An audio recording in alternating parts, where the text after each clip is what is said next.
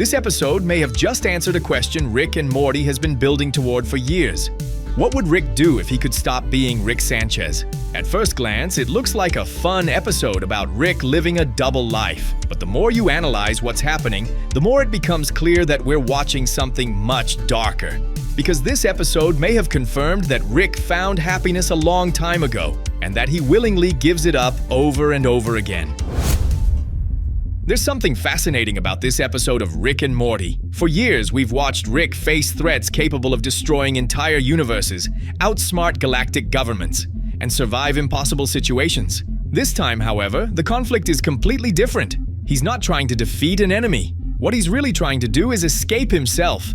Within the first few minutes, we learn that Rick has spent years visiting a planet called Beloi 6e, a place where he temporarily wipes his memories in order to live an entirely different life. There, he isn't Rick Sanchez. He's Ted. He has friends, bowls in local leagues, listens to country music, knows everyone in town, and is in a loving relationship with Marjorie. Most importantly, he seems genuinely happy, something we rarely get to see in this series. And that's exactly what makes this episode so compelling. For the first time, Rick isn't searching for another adventure. He's searching for a life where he doesn't have to be Rick, even if only for a little while. One of the most important details in the episode is that nobody calls Rick by his real name. To everyone in this world, he's Ted. At first, it seems like nothing more than a fake identity meant to help him blend in. But as the story unfolds, it becomes clear that Ted represents something much deeper. Ted is the version of Rick that never had to become the smartest man in the universe.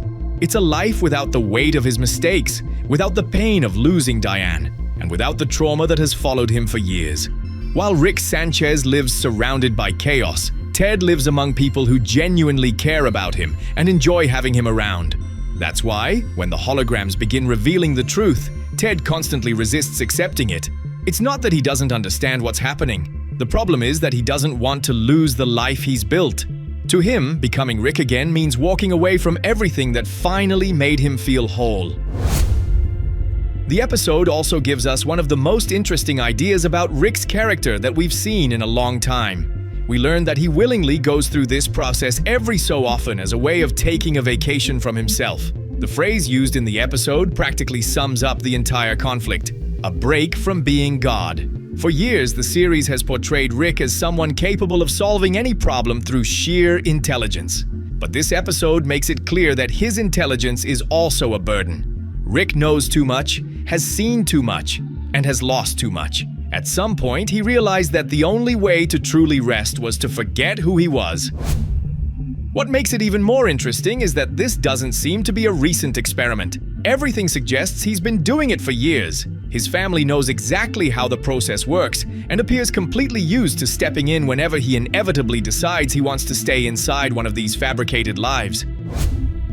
Even though the episode is packed with references and comedic moments, the real emotional core revolves around Marjorie. She represents something Rick rarely manages to keep for very long: stability.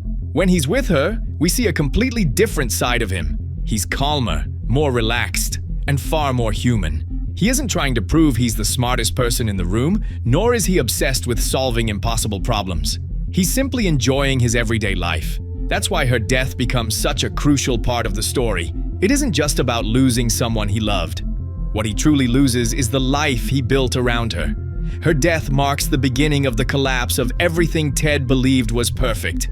And if Rick and Morty has taught us anything over the years, it's that Rick always ends up losing the things that matter most to him. Every time he finds something resembling happiness, it eventually slips away. One of the most fascinating parts of the episode happens when Ted starts changing even before recovering his memories. Little by little, he begins acting more and more like Rick. He builds advanced technology, enhances bodies with mechanical implants, and starts solving problems with impossible science. It's an important detail because it shows that Rick is much more than his memories. Even when he tries to become someone else, his true nature eventually finds its way back to the surface. The episode seems to be telling us that Rick can forget who he is, change his name, and even spend years living under a different identity, but he can never fully escape himself. Sooner or later, he always becomes the same man he was trying to leave behind.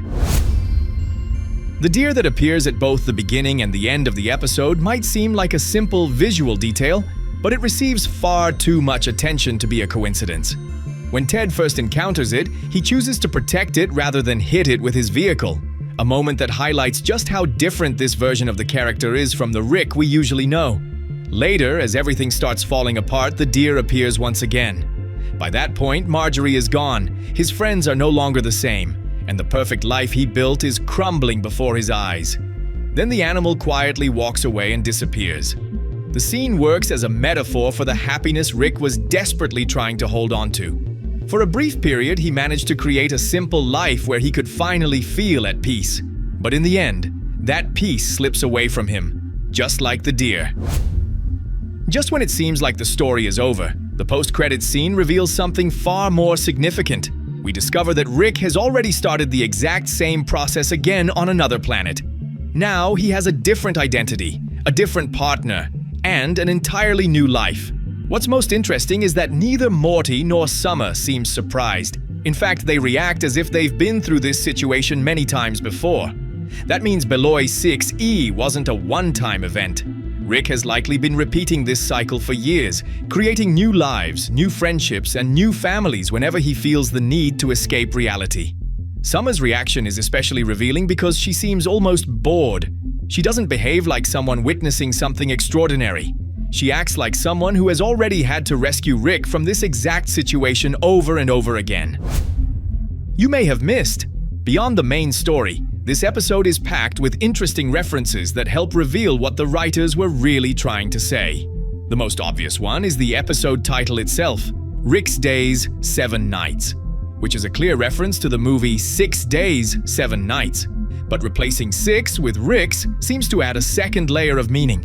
It's no longer just about a vacation or a few days away from reality. It's literally about Rick's days, a brief period where he gets to live an entirely different life. Another major influence appears to come from one of the most beloved episodes of Star Trek, The Inner Light. In that story, Picard experiences an entire lifetime inside an alternate reality, building relationships, raising a family, and creating memories that feel completely real to him. The difference here is that Rick doesn't stumble into that experience by accident. He deliberately creates it because he wants a temporary escape from his own reality. There's also a massive Matrix reference when the iconic red and blue buttons appear. The symbolism is almost identical. One path forces him to face reality and remember who he truly is, while the other allows him to remain inside a happier and more comfortable version of his life. For most of the episode, Ted is trying to do exactly what many characters in The Matrix wanted to do: stay inside the illusion because it feels better than the truth. Another fun detail is that many of Ted's bowling friends are voiced by actors who previously appeared in The Office. That doesn't seem accidental. The entire planet has the atmosphere of a quiet, small town where everybody knows each other, which strongly resembles the kind of environment associated with that series. Some fans even believe the writers intentionally designed this reality to feel like an idealized version of a simple, comfortable life. The episode also leaves several clues about how often Rick goes through this cycle. Summer knows exactly how to stop him. Morty immediately understands what to do when Rick goes missing. And the post-credits scene suggests that these rescue missions have basically become routine for the family. That means Beloy 6E was probably not the first planet where Rick created a new identity, and it almost certainly won't be the last. Finally, there's a visual detail that many viewers may have overlooked. As Ted gradually starts reclaiming parts of his original personality, he also begins looking more and more like the Rick we know. First, he starts using increasingly advanced technology. Then he enhances his friends with mechanical implants. Eventually, he even starts dressing like Rick again. It's a clever way of showing that even without his memories, his true nature always finds a way back to the surface. The real tragedy of the episode. A lot of people are talking about the cameos, the movie references, and the hidden Easter eggs scattered throughout the episode. But I think the real story is much simpler and much sadder. Rick finally found a way to be happy. The problem is that his happiness only exists when he stops being Rick Sanchez. Each of these fabricated lives allows him to experience things he rarely has in his real life: peace, friendship, love, and a genuine sense of belonging. But none of those lives can last forever because eventually he remembers who he really is. And that may be the true tragedy of the episode. It doesn't matter how many planets he visits, how many identities he creates, or how many times he tries to start over. In the end, he always becomes the same man again, carrying the same memories and facing the same burdens. That's what makes this episode so much sadder than it initially appears. Beneath all the science fiction, the jokes, and the adventure, the story reveals a Rick who has spent years desperately searching for a way to escape himself. And so far, he's never been able to do it.